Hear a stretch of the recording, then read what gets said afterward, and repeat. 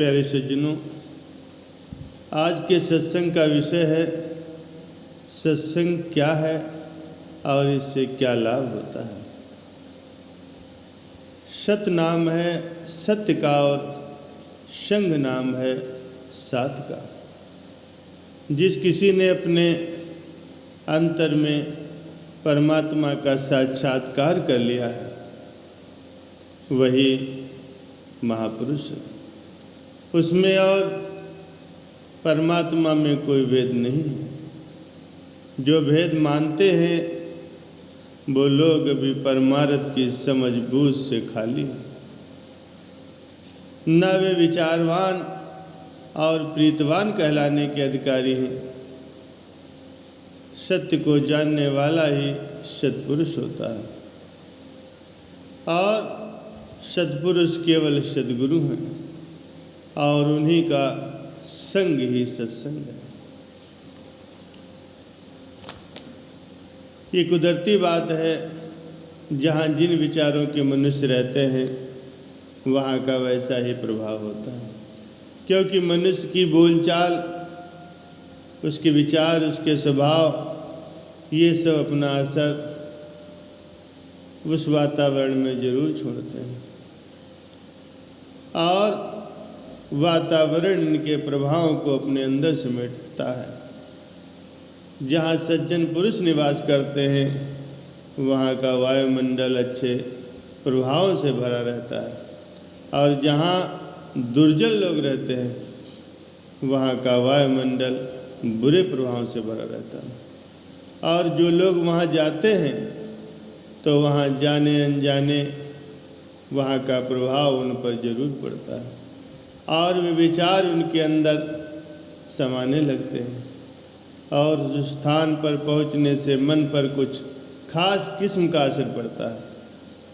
आपने सुना होगा जब भगवान श्री रामचंद्र महाराज जी ने रणभूमि के अंदर अपने आप को नागपाश में बंधवा लिया था तो नारद जी के भेजने पर गरुड़ जी ने आकर उन्हें छुड़ाया।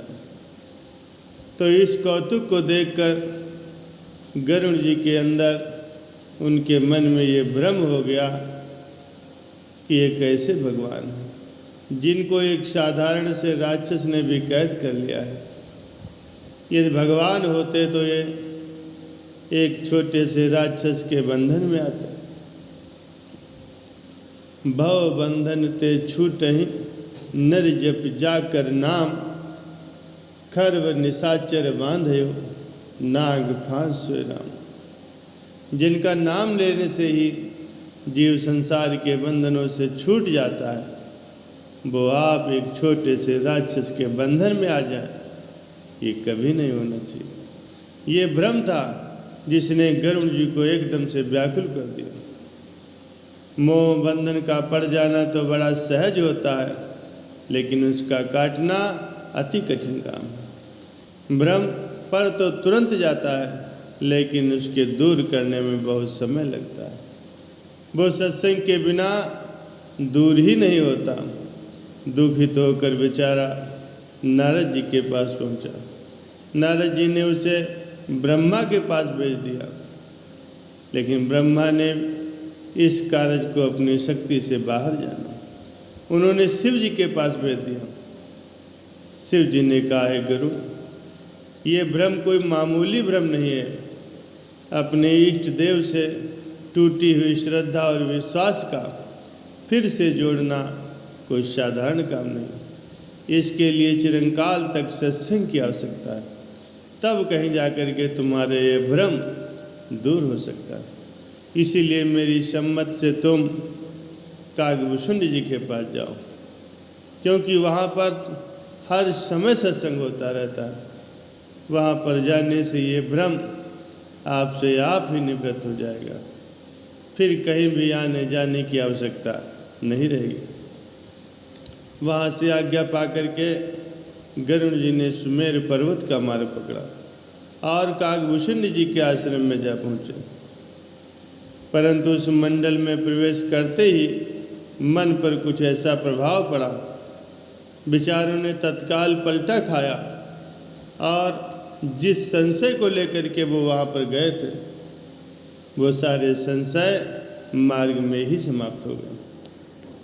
लेकिन फिर भी उन्होंने कुछ काल वहाँ ठहर कर काकभूषुंड जी के सत्संग से बहुत कुछ लाभ प्राप्त किया।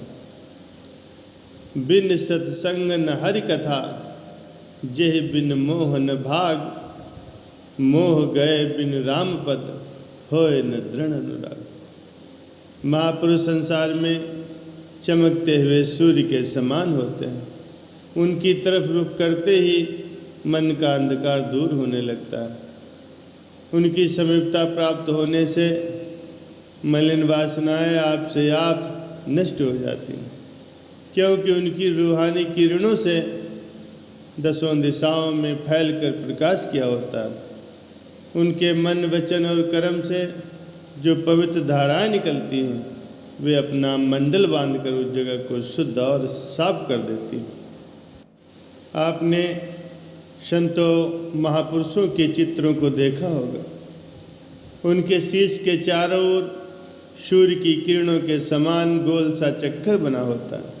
आम लोग उसका भेद नहीं जानते, लेकिन वास्तव में उसका भेद, उसका भाव यही होता है। ऐसे महापुरुषों की संगत का प्रभाव कुछ विशेष गुणदायक हुआ करता है। जिस सत्संग की शास्त्रों में इतनी ऊंची महिमा गायन की हुई है, वो इन्हीं महापुरुषों का सत्संग होता है। जिनको सौभाग्य से ऐसा सत्संग मिल गया, उनकी किस्मत का फिर कहना ही क्या। संसार में आना भी ऐसे ही लोगों का सफल है, जिनको कि ऐसे महापुरुषों की संगत और उनकी समीपता प्राप्त हो गई। प्यारे सज्जनों, अब आप सत्संग का लाभ जानिए। सत्संग का पहला लाभ तो यही होता है कि जीव मायावी क्लेशों, काम, क्रोध, लोभ, मोह आदि शत्रुओं के भय से सुरक्षित हो जाता है। कहते हैं कि राजा गोपीचंद जब साधु हो गया तो उसकी माता ने उसको बाहर भेजते समय ये शिक्षा दी कि बेटा किले के अंदर रहना। लेकिन ये बात गोपीचंद की समझ में नहीं आई। पूछने लगा, माता वन में किला कहाँ है? तो बोली, बेटा किला सदगुरु का सत्संग है। यह तो सदगुरु के सत्संग में रहेगा तो काम, क्रोध आदि शत्रुओं से हमेशा ही बचा रहेगा। ये भी आपने सुना होगा, कहा जाता है सत्संग में यमदूत प्रवेश नहीं कर सकते, क्योंकि उनको धर्मराज की आज्ञा नहीं। इसीलिए वे उससे 4 कोस दूर रहते हैं। इसी कारण से सत्संग में रहने वाले जीव धर्मराज के भय से भी निवृत्त हो जाते हैं। कोटि अपराध साधि संग मिटे, संत कृपाते जमत छुटे।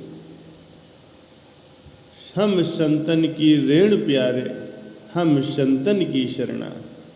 संत हमारी ओट सताड़ी, संत हमारा गहरा। हम संतन शिव बड़ी आए, पूरब लिखिया पाए। संतन शिव मेरी लेवा देवी, संतन शिव व्यवहारा। संतन शिव हम लाहा खटिया, हरि भगत भरे भंडारा। संतन मोह को पूंजी सौंपी, तो उतरिया मन का धोखा। धर्म राज अब कहा करोगे, जब फट गो सगलो रेखा। दूसरा लाभ महापुरुषों की संगत का ये होता है, जब वे अपनी आंखों से देखते हैं, जुबान से वचन कहते हैं, ये हाथ से इशारा करते हैं, तो देखने, बोलने और इशारा आदि करने से जो पवित्र किरणें उनके शरीर से फूटती, वे उनके निकट रहने वालों के दिल और दिमाग में अपना असर जरूर डालती। और चूँकि ऐसे पुरुष पूर्ण रूप से शुद्ध और पवित्र होते हैं, इसलिए उनकी संगत में रहने वालों की भी उनकी पवित्रता का भाग मिलता है, और वे बिना जाने ही आपसे आप पवित्र होते जाते हैं। तीसरा लाभ महापुरुषों की संगत का ये होता है कि वे आत्मा के ऊंचे घाट पर बैठकर वचन कहते हैं। इसीलिए उन ऊंचे वचनों के प्रभाव से मन में ऊंचे उठने की उमंगें पैदा होती हैं और इस तरह कुछ काल बराबर सत्संग करने से हमारी सूरत भी पाक साफ होकर के ऊंची उठती जाती है। और चूँकि वो महापुरुष स्वयं ही निर्बंध होते हैं, मुक्त होते हैं, इसलिए उनके सत्संगियों के हृदय में भी मुक्ति का प्यार उत्पन्न हो जाता है और महापुरुषों की आज्ञा और मौज में चलते हुए एक दिन वो भी मुक्ति को प्राप्त कर लेते हैं।